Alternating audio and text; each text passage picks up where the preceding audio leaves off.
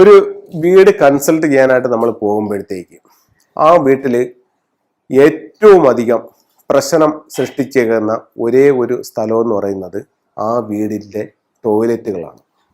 നമുക്കറിയാം പണ്ട് കാലത്ത് ടോയ്ലറ്റുകൾ എന്ന് പറഞ്ഞ വീടുകളിലേ ഇല്ല.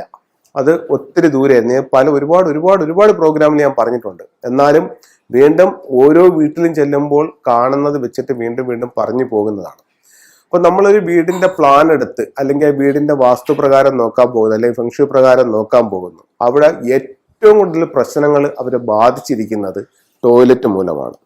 എന്താണെന്ന് വെച്ച് കഴിഞ്ഞാൽ നമ്മൾ ഒരു വീടിനെ നമ്മൾ 9 കളങ്ങളാക്കി തിരിക്കുന്നു.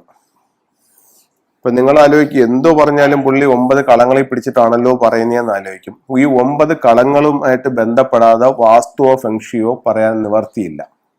സൗത്ത്, നോർത്ത്, വെസ്റ്റ്, ഈസ്റ്റ്, അത് 4 ദിക്കുകൾ, 4 മൂല. South east, north east, north west, south west. അപ്പം 8 ദിക്കും ഒരു ബ്രഹ്മസ്ഥാനവുമായി.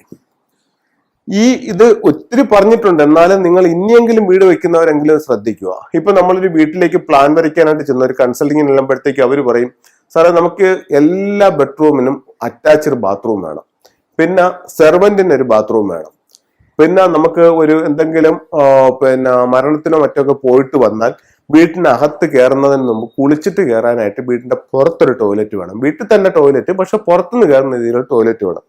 അപ്പൊ എത്ര ടോയ്ലറ്റ് ആയി? ഇപ്പോ ഇത് തെക്ക് പടിഞ്ഞാറ് ഒരു ടോയ്ലറ്റ് വെച്ചെന്ന് വിചാരിക്കോ. തെക്ക് പടിഞ്ഞാറ് ഭാഗത്ത് ഒരു ടോയ്ലറ്റ് വന്നു, വീട്ടില് ഭാര്യയും ഭർത്താവും തങ്ങളിൽ കലഹമാവും. പടിഞ്ഞാറ് ഭാഗത്ത് ഒരു ടോയ്ലറ്റ് വന്നു, ഇവിടെ ഒരു ടോയ്ലറ്റ് വന്നാൽ കുട്ടികളുടെ കലാപരമായിട്ടുള്ള കഴിവുകളെല്ലാം അവിടെ നഷ്ടപ്പെട്ടു പോകും. വടക്ക് കിഴക്ക് ഭാഗത്ത് ഒരു ടോയ്ലറ്റ് വന്നാൽ വിദ്യാഭ്യാസം മുന്നോട്ട് പോകാൻ പാടായിരിക്കും.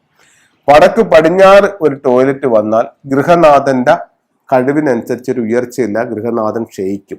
തെക്ക് കിഴക്ക് ഭാഗത്തൊരു ടോയ്ലറ്റ് വന്നാൽ വീട്ടിൽ കടബാധ്യത ഉണ്ടാവും.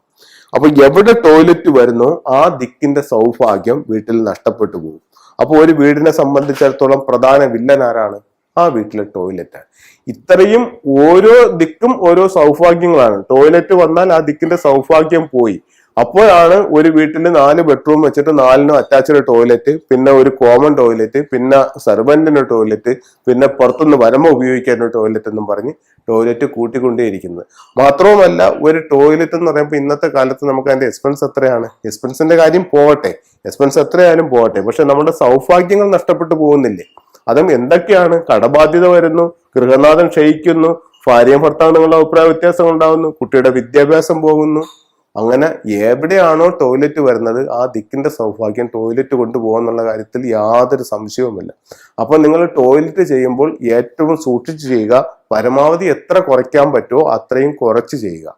അത് നിങ്ങളുടെ ജീവിതത്തിനെ അഭിവൃദ്ധിപ്പെടുത്താനായിട്ട് വളരെ നല്ല ഒരു കാര്യമായിരിക്കും. അപ്പോൾ ഇതൊന്ന് വളരെ ശ്രദ്ധിക്കുക. ടോയ്ലറ്റ് മെയിൻ വില്ലനാണ്. അതുപോലെ തന്നെ നിങ്ങളുടെ വീടിന്റെ പുറത്തും ആ ദിക്കിന്റെ സൗഭാഗ്യം ടോയ്ലറ്റ് ഇല്ലാതാക്കും. അപ്പൊ പുറത്ത് വെക്കുന്നതും വളരെ ശ്രദ്ധിച്ചു വെക്കുക. വാസ്തുവിൽ പറയുന്നുണ്ട് വടക്ക് പടിഞ്ഞാറ് ഭാഗത്ത് ടോയ്ലറ്റ് വെക്കാമെന്ന് പറയുന്നുണ്ട്. അപ്പൊ പിന്നെ സാറ് പറഞ്ഞതോ വടക്ക് പടിഞ്ഞാറ് ഗൃഹനാഥന്റെ അഭിവൃദ്ധി നഷ്ടപ്പെടുത്തുമെന്ന്.